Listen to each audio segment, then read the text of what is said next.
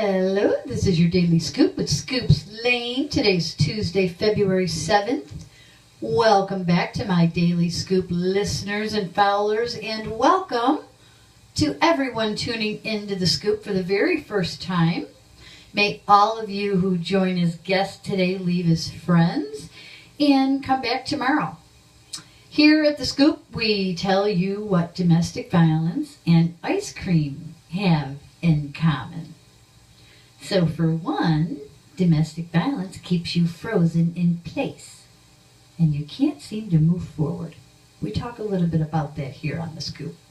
And of course, we all know you can't buy happiness, but you can buy ice cream, and that's kind of like the same thing for comparison purposes. So hopefully our Daily Scoop, our 7 different scoops of information and ice cream each day, will help stop domestic violence and sexual abuse in our homes, schools, on college campuses, in workplaces, and within organized institutions. Domestic violence is happening all around you in subtle and in obvious ways. And this information may help you learn the warning signs of abuse. It might help you understand healthy versus unhealthy relationships. I'll dispel some myths and offer some facts. And I'll provide community resources and contact information, and even give some dates for upcoming events that are in the community that are connected to this topic and this work that we do here to end this scourge on our society that's called domestic violence. So I've got kind of a little outline here for the Daily Scoop. People that have tuned in the past know that I kind of have a, even though it's sort of loose, I don't really organize or produce a show every day per se. I've got a little studio set up here.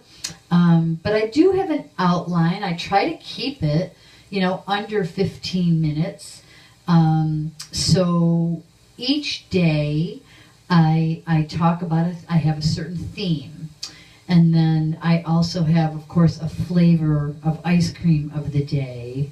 And then I'll often read from the Harmony Quill. And I'll play Jim's Harmony song, which Jim Lane, my husband, love of my life, wrote a song back in 2005. We debuted it in 2006. It's called the Harmony Song, and it is to help raise awareness and end domestic violence in our community. We actually re-recorded it in 2014, and it's been produced on his first EP.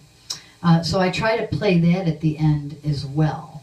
Okay, so what I mean by a different theme each day, to give you a daily scoop, 7 scoops, what I do is on Sundays, my theme is Safety Plan Sunday. On Mondays, it's Myths and Facts Monday. Tuesdays are Tuesday's tips, so I will give you a tip today. Wednesdays is Wake Up Wednesdays. That's our theme on Wednesdays. Thursdays is Think Tank Thursdays. So that's interesting. And then Friday is Front Page Fridays. And then Saturday is Survivor Saturday.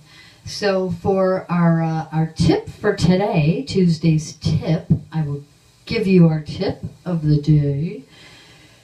Some warning signs of an abuser: extreme jealousy, possessiveness, unpredictability, a bad temper. He forces you to have sex, he or she. Verbal abuse, chronic.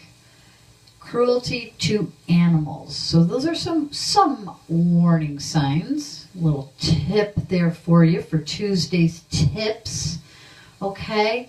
And my flavor for today, our Tuesday Daily Scoop flavor, is strawberry.